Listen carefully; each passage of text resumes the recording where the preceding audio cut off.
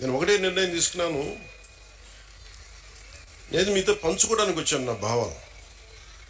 చాలా గొప్ప నేల ఇది. ఒక మొల్ల రామాయణం, ఒక అన్నమయ్య, మొల్ల, వేమన, పుట్టపర్తి నారాయణాచార్యులు గారు, ఒక చంద్ర పుల్లారెడ్డి గారు, ఒక తరిమెల నాగిరెడ్డి గారు, బళ్ళారి రాఘవ, కేవీ రెడ్డి గారు, బుయ్యాలవాడ నరసింహారెడ్డి గారు, గారిచెర్ల హరిసర్వోత్తమరావు గారు, ఇలాంటి మహానుభావులు ఎంతోమంది రాయలసీమ నేల నుంచి వచ్చారు.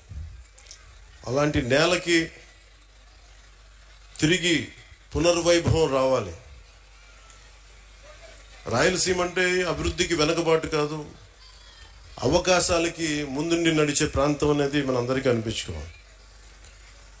ఇందాక మేడం మాధవరెడ్డి గారు చెప్తా ఉంటే నీటి సప్లై సమస్య ఉంది,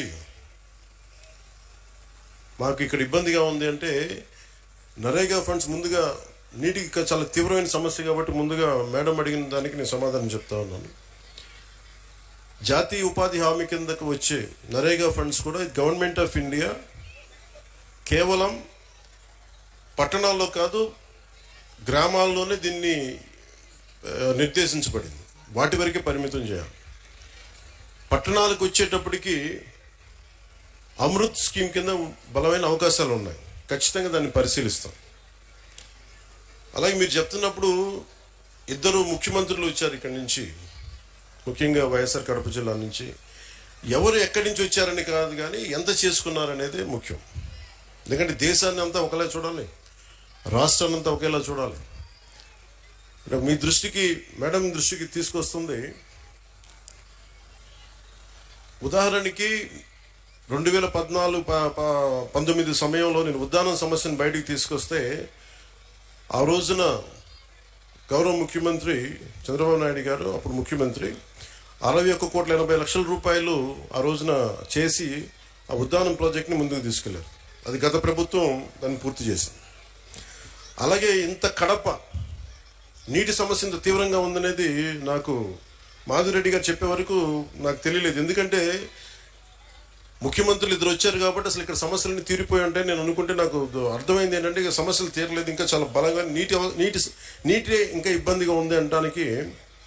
ఉదాహరణకి మొన్న మేము క్యాబినెట్లో 45,63,00,000 రూపాయలు మేము పులివెందులకు సంబంధించి డ్రింకింగ్ వాటర్ సప్లై ప్రాజెక్టుకి డబ్బులు ఇవ్వడం జరిగింది.